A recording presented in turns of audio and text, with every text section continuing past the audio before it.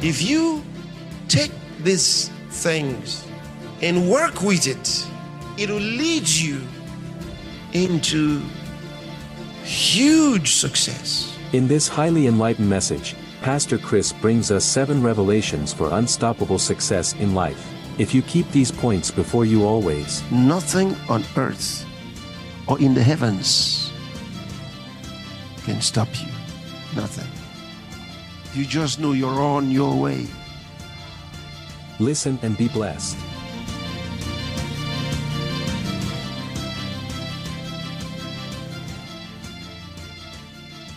Yesterday, we began talking about 7 revelations for unstoppable success. Unstoppable success. 7. And we discussed 5 yesterday. Is that correct?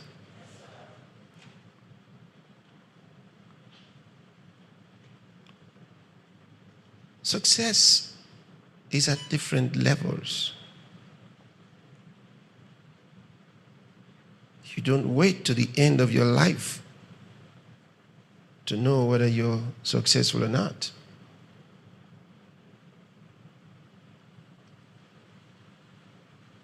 At different stages of your life, you can measure your success. Now, if you had no goals, you can't measure success because there were no goals.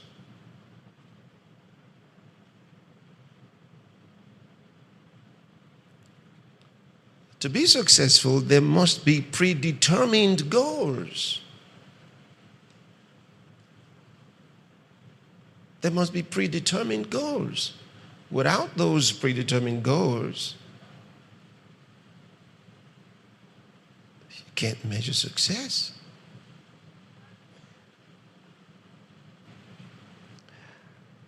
So there must be predetermined goals if we're going to measure success.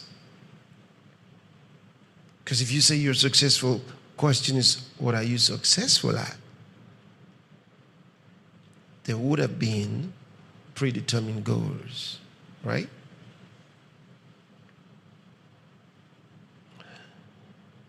And so we discussed 5 yesterday. And what are they? Number 1. What? No, I got to hear you. Number 1. A life beyond yourself.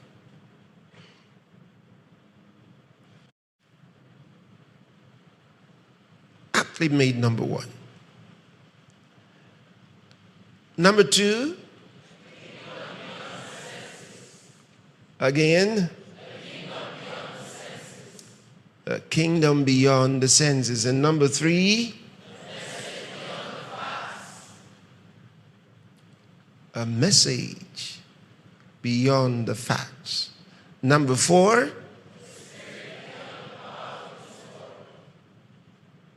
Yes, a spirit beyond the world's powers. Number 5.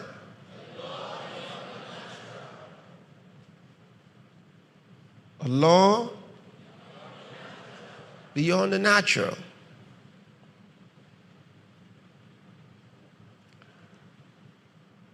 Number 6. Number 6 is even simpler.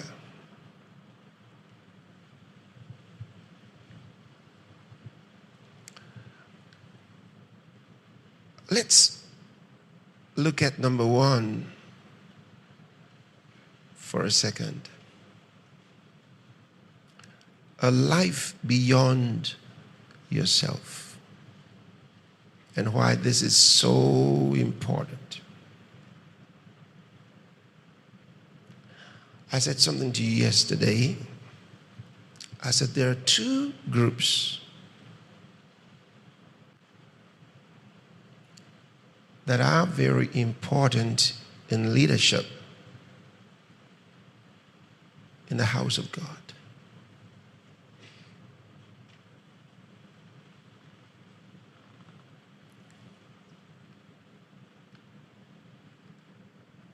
You.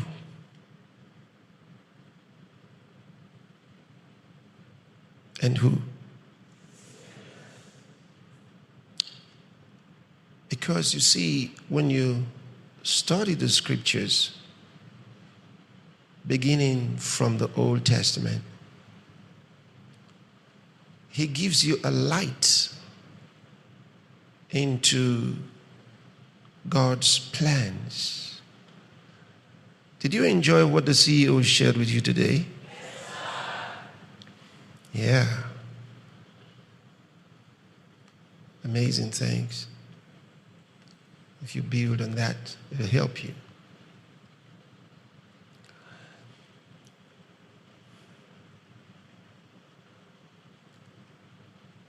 So in this leadership, if you can understand from the scriptures God's plans for his house, the kingdom of God, it'll help you position yourself. It'll help you see yourself. It'll help you understand yourself and know where you should be going and what you should be doing.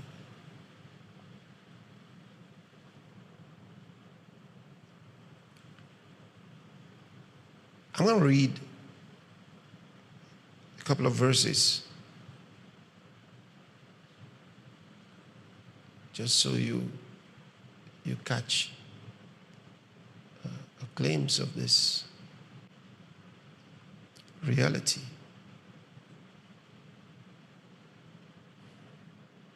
Are you ready for this? Good. In the Old Testament, remember, he called Israel his church. That was his church in the wilderness.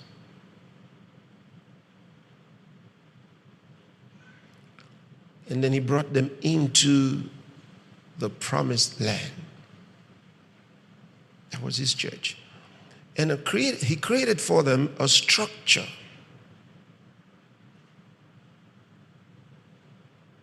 With the law. In the process of time, he gave his prophets revelations beyond the law, so they could understand God's plans, God's purpose.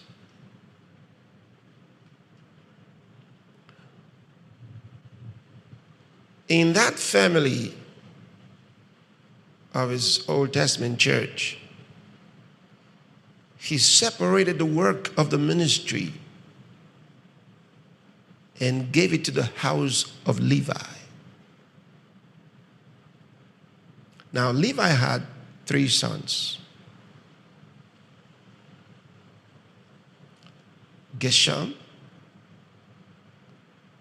Kohath, and Merari.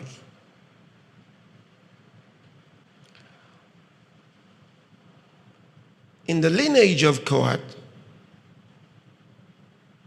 you have Aaron.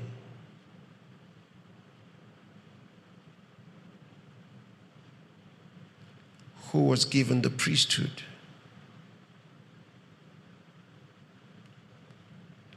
So the priesthood remained in the house of Levi through the house of Aaron,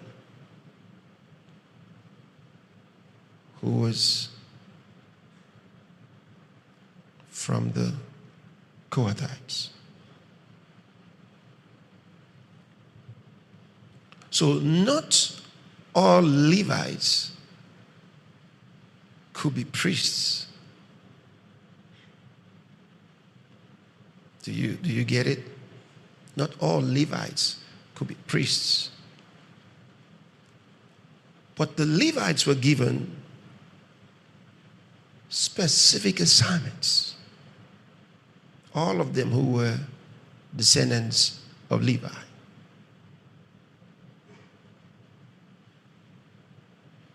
So, a family was given the priesthood.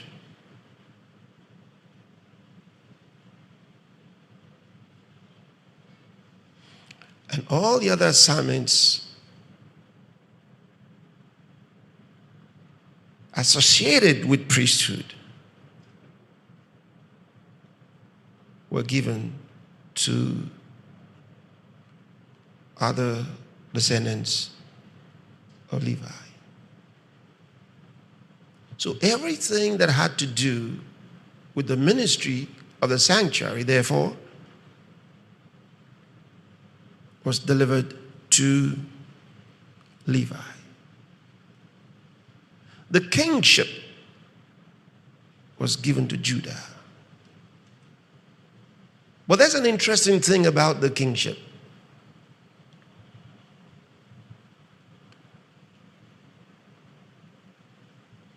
In Israel, you had two kings all the time. All the time. There was the king for men. There was the king for God.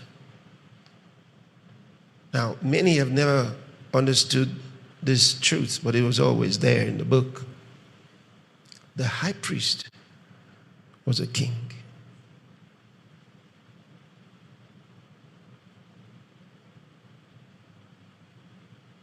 The high priest was a king. Interesting. He was always a king, right from when the office was created.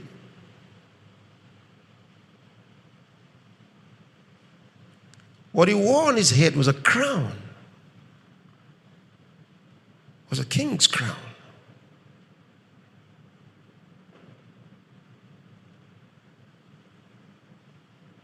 But he ruled for God.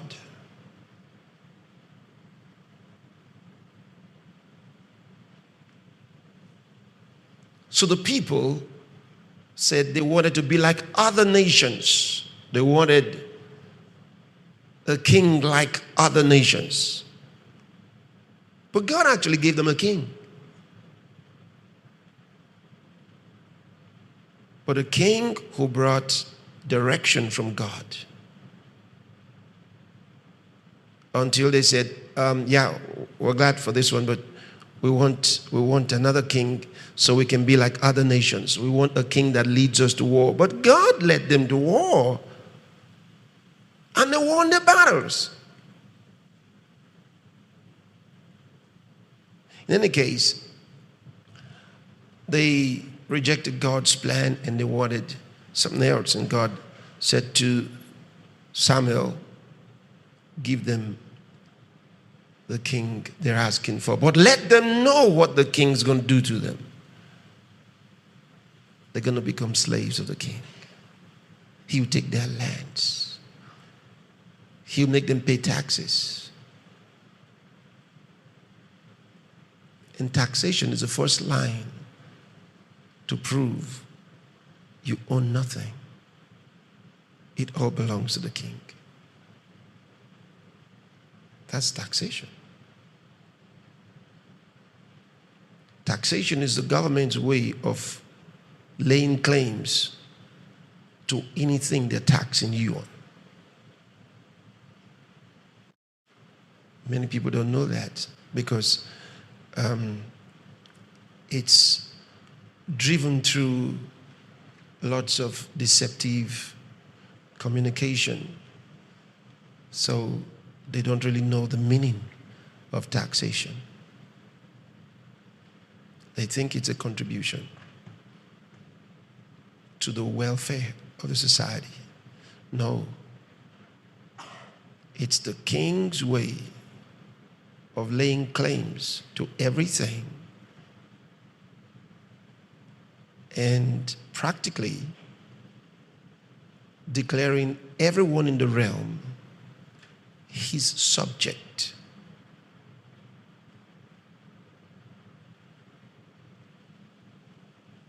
So that's what taxation is really about.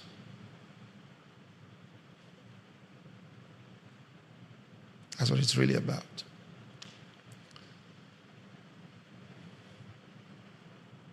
But men chose it for themselves, remember. They chose it for themselves. Why did they do it? Because, see, God owns everything, right? And God said to his children, you will give a tithe. And because you give the tithe, I will bless you because you're bringing me into partnership with you. So I lay claims to all that's yours for the purpose of blessing you more. So Satan comes and he brings his, okay, God takes the tithe. I take the tax. Can you understand it better now? So he lays claims also. He says, you pay the tax and then I'll help you with all the other things you need. But guess what? In every country, the tax is stolen. In every country. Taxes are paid by the people, but it's usually stolen. It's hardly used for its purpose. It's stolen. Where do all those billions go to?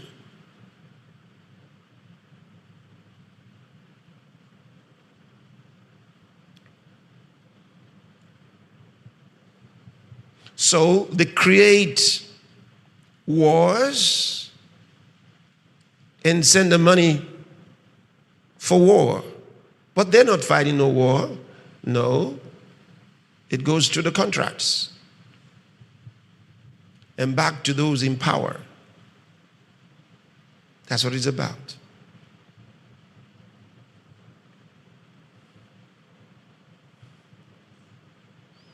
You know, I'm saying this to you so you understand the structure of the world system.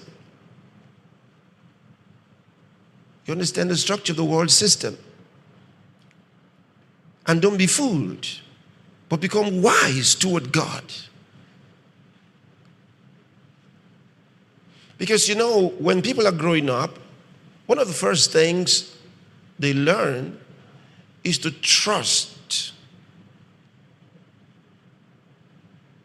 their leaders. And so the educational system presents you the leaders you're supposed to trust. And who are they? Government. They even teach you not to trust your parents. They teach you to trust government. And they tell you, if your parents mistreat you, call this number. So who are you to call when the government mistreats you?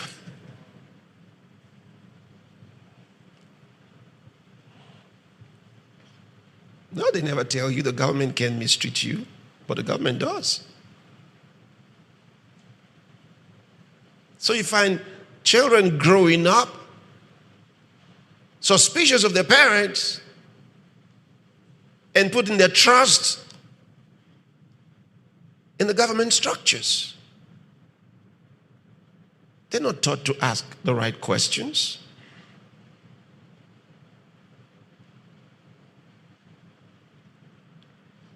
But you have to learn to ask the right questions. But how can you ask the right questions if you don't have the right understanding? And that's why in the house of God, you've got to be taught. You've got to be taught. You've got to have an understanding of truth.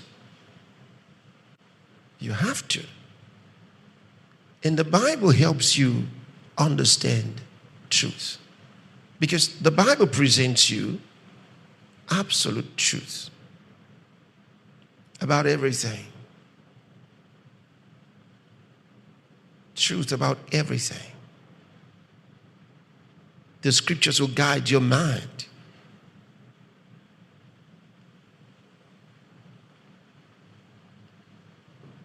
Guide your mind to understand truth.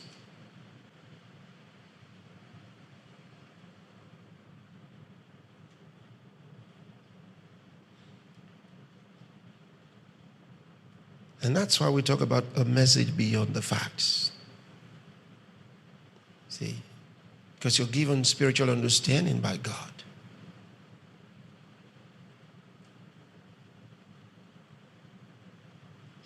So, these Levites were given a special role. Now, let's read from the New International Version, 1984. Let's read 2 Chronicles, chapter 34, from verse 12.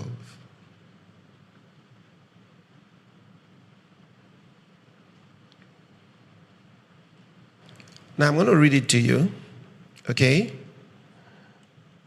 If you're reading from the King James translation, it may look a little clumsy. That's why I want to read it to you from a newer version like the NIV, so you catch the picture. It says, the men did the work faithfully.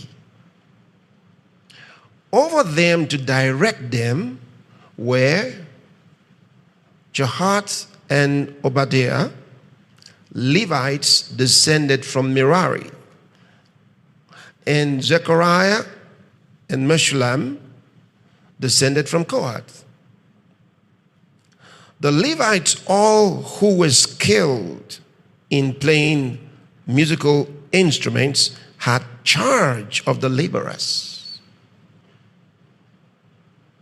These were musicians. All right? All of them skilled in playing musical instruments, had charge of the laborers, and supervised all the workers from job to job. Did you see that? Look at the next part of that. Some of the Levites were secretaries, scribes, and doorkeepers. Did you notice that? All the leadership positions were given to the Levites.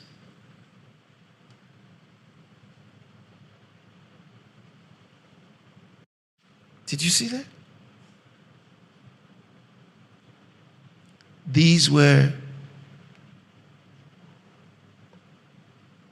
the descendants of Levi. Whether they were going to be priests or non-priests, long as they were Levites, they were trained for specific assignments in the house of God.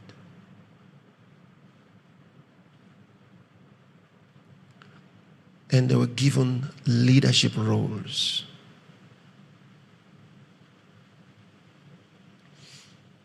That shows they were raised for a life greater than themselves, a life beyond themselves.